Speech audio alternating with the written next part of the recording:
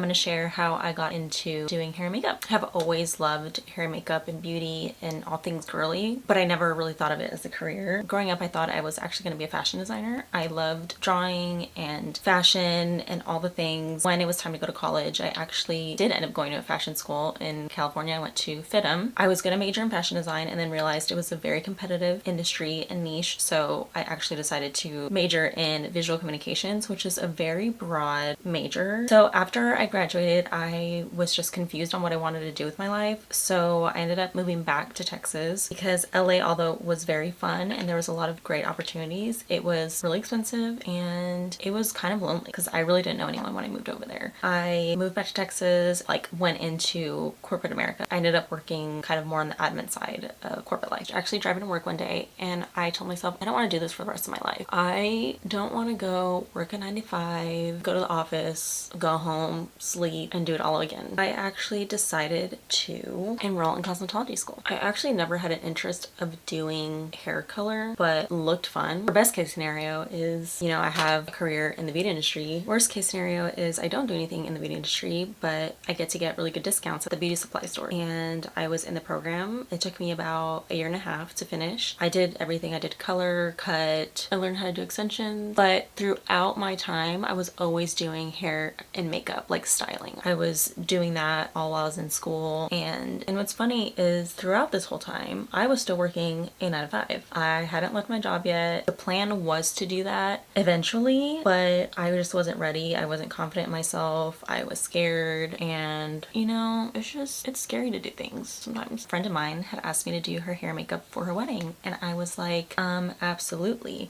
Was I nervous? Yes. So I went for it, and I think I charged her like $30 per person or something for like hair and makeup. I don't know. It was very cheap. And then I ended up doing like other friends' weddings and things like that. And my prices started going up a little bit, but yeah, I started out really, really low because I really didn't value myself, but I just wanted to do it because I love to do it. I really didn't care how much I was getting paid. I would do it for free.